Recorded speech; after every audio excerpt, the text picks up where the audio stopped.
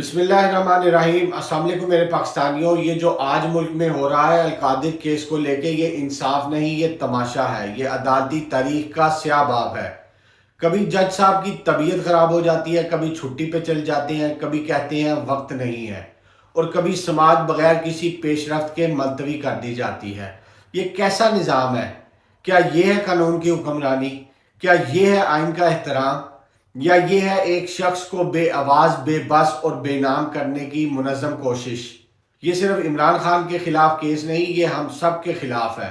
یہ اس سوچ کے خلاف ہے جو ایک خوددار، خود مختار اور انصاف پر مبنی پاکستان کا خواب دیکھتی ہے۔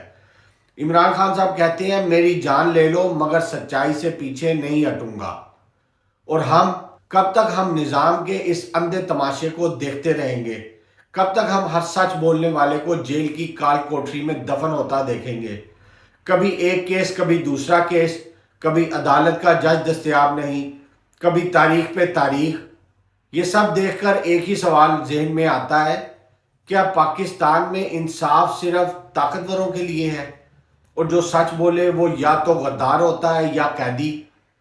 میرے پاکستانیوں، یہ وقت ہے جاگنے کا، یہ وقت ہے کھڑے ہونے کا، یہ وقت ہے سوال اٹھانے کا۔ ہمیں اب فیصلہ کرنا ہوگا، ہم تاریخ کے تماشائی بنیں گے یا اس کے لکھاری؟ ہم خوف کے غلام بنے رہیں گے یا حق کے سپاہی؟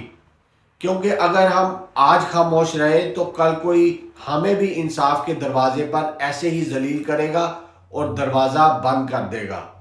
یہ وقت ہے حق کے ساتھ کھڑے ہونے کا، کیونکہ سچ کو قید نہیں کیا جا سکتا، نہ جیل کی دیواریں، نہ میڈیا کی خاموشی، نہ بند عدالتیں۔ کسی میں اتنی طاقت نہیں کہ سچ کا گلا گھونٹ دے۔ اللہ ہمارے ملک اور عمران خان کی حفاظت کرے اور انصاف کا بول بالا کرے، آمین۔ یاد رکھنا میرے پاکستانیوں، عمران خان ایک سیاستدان نہیں، ایک سوچ ہے، ایک ایسی سوچ جو قید نہیں ہو سکتی، جو خریدا نہیں جا سکتا، جو جھکایا نہیں جا سکتا۔ اور جب سوچیں قید ہونے لگے تو سمجھ لو انقلاب دروازے پر دستک دے رہا ہے، اور یہ وقت ہے اس چراغ کے ساتھ کھڑے ہونے کا جو اندھیروں میں بھی جلتا ہے اور جلتا ہی رہتا ہے۔ اللہ تعالیٰ ہمارے ملک کی اور عمران خان کی حفاظت کرے، آمین۔ تو ناظرین، میں ہوں حامد مظفر مناس، اور یہ آواز ہے اس پاکستان کی جو جاگ رہا ہے، جو لڑے گا، جو سچ کے ساتھ کھڑا ہوگا ہر قیمت پر، انشاءاللہ۔